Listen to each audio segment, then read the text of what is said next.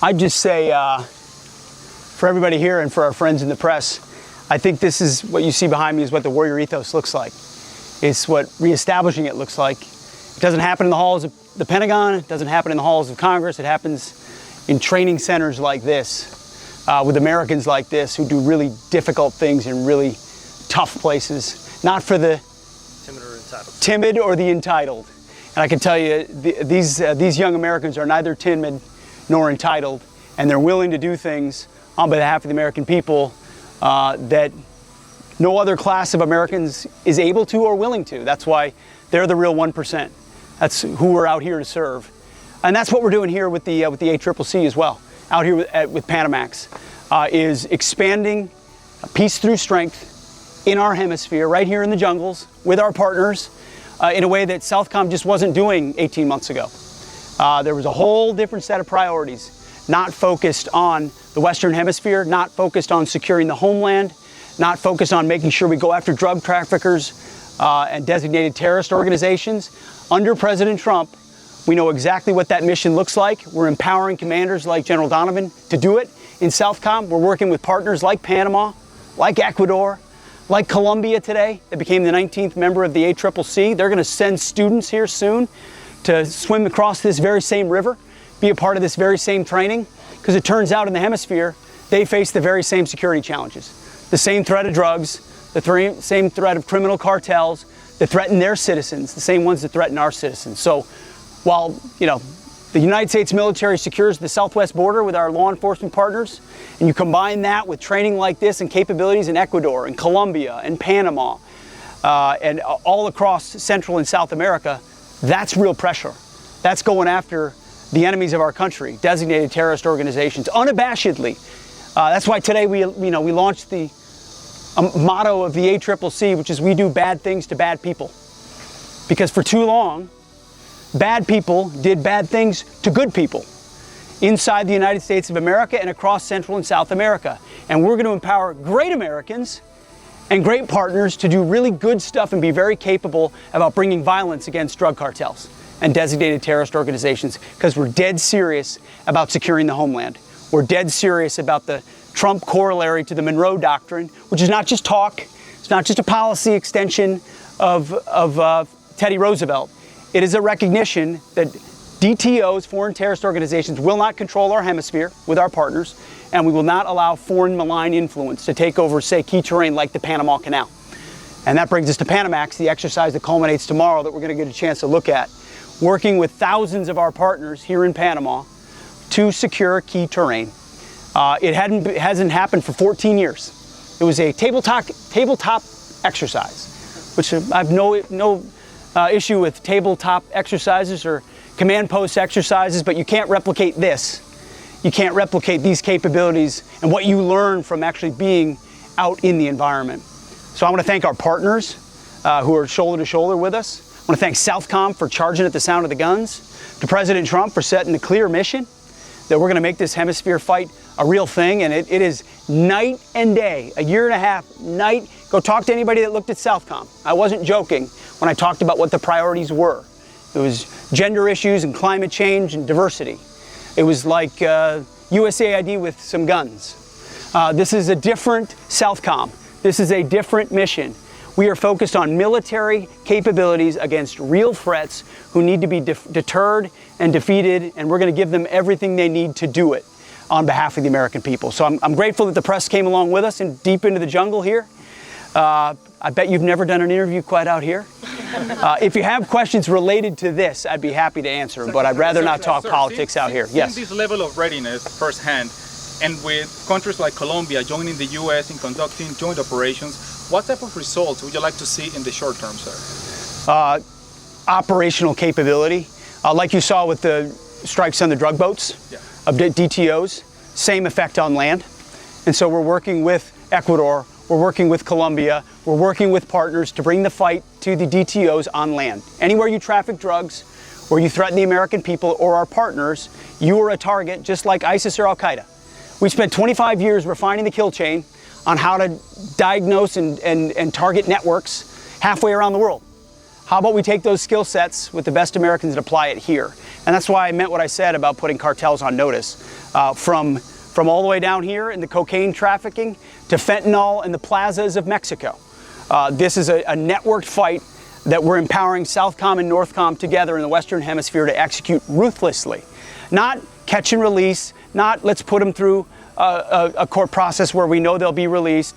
We're going to close with and destroy these networks with every capability of the American government. Mr. Secretary, to follow up on this gentleman's question, you've got most of the countries under the area of responsibility of Southern Command to join the ACCC now.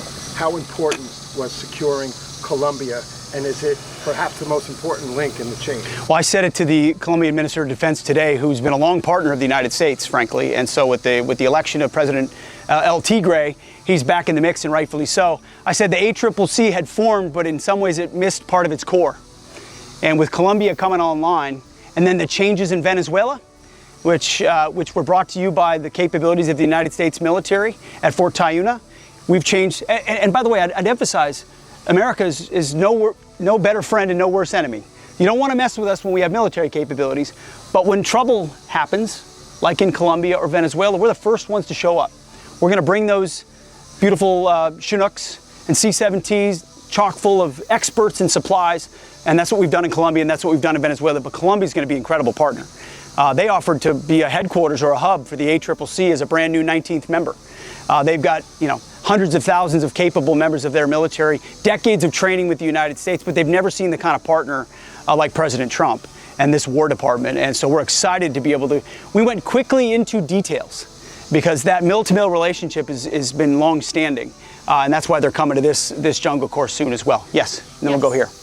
Secretary, you now have a 19-member coalition to counter the drug cartels. How much is Chinese influence factoring into or how much do they factor into the conversations you had today with these leaders? And do you feel like the U.S. is making good progress in securing the Panama Canal? I know that's a strategic priority to bring it back into the U.S. control. Let's just say, country by country, it is overwhelmingly clear that the United States of America is the preferred partner of choice. There are a lot of foreign actors that bring in other influences, whether it be China, Russia, Iran. It was Russian air defenses that were supposed to defend Caracas and didn't work. There were Cuban guards that were supposed to defend Maduro and they weren't able to. And now we're seeing the Cubans and the Russians expelled out of Venezuela. And we're seeing a new government in Colombia.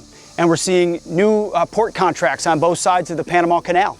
You've got a new MOU with Panama, so our partnership here at Fort Sherman and the Jungle School has expanded. We've got a great ambassador who's making sure that all the economic deliverables we said would happen and military partnerships would happen actually happen. See, what happens with some of these other countries, whether it's China or Russia or Iran, is there happens to be a lot of exploitation and self-serving. And the United States of America shows up and we want to respect your sovereignty and find ways to mutually work together that are beneficial to you, that empower your people, that bring prosperity to your country. But President Trump has been clear about the Panama Canal. The United States of America built that canal, secured it with the blood and sweat of a lot of Americans. It's a key piece of terrain. We've got more troops here in partnership with Panama than we've had in a very long time. Panamax is a strategic exercise to defend the Panama Canal. We've got American businesses and Cybercom, others involved. So we're partnering with Panama, but at the same time, we're ensuring that our interests are defended here as well, no doubt. Yes, Phil. Two questions. One on Colombia. Is the U.S. prepared to strike FARC remnants or ELN in coordination with Colombia? Was there any discussion of going after those groups? Yes. So is that something that will happen, you think? Designated terrorist organizations with partner governments will be legitimate targets of the United States government with partner governments to include Colombia. And on Cuba, the president says Cuba will be next. Is there a military role in that? Like I've said before, and I think you've seen what happened in other cases, all options are on the table to include military options. And I think Cuba would be wise to pay attention to the willingness of President Trump to assert American strategic prerogatives, and there's certainly no match for the United States of America. And if you see what foreign influence has been able to do in our hemisphere, it's been pretty minimal. The Russians and the Cubans and the Iranians in Venezuela, the way that countries have moved toward the United States, toward the ACCC, toward this partnership. They understand where the balance of power lies, especially in this hemisphere. And that certainly pertains to Cuba. So we're going to have a lot of options there. and we look forward to it. So Sorry, I want to thank one last question, and then I'm going to get these folks back to training. If I may real quick, when you talk about respect for the sovereignty of countries, is the U.S. considering maybe in the long term reopening military bases in Panama? Is that an option for the Pentagon? Well, we are working in partnership with Panama right now, rotating forces through, in constant conversations of what benefits them and benefits us, and I think we see a lot of mutually beneficial options, right? Working with President Molino, working with their Minister of Defense, Abrego, who have been partners of ours. They know how important the Panama Canal is. It's in their interest to make sure that no malign actors are able to interfere. We're doing the largest exercise we've done in 2 decades here at Panamax, and so we're working well with them, and that's because they recognize how important that piece of terrain is, the Panama Canal is, to President Trump and the United States of America. We're going to defend it, make sure no other country can ever hold it at issue. And certainly this jungle school, I mean, it was almost day one. President Trump said, get down there, get the troops out there. What a perfect way to do it, to train out here. If you are a Marine or an infantryman, a soldier, this is home right here. I never did the jungle school, let me tell you that.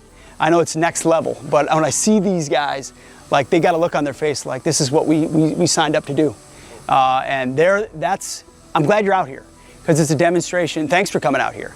It's a demonstration of the best human beings and Americans our country produces, and they're out here doing stuff like this on a regular basis so that our country can be secure. So thanks for covering it. Appreciate you all. Thank you.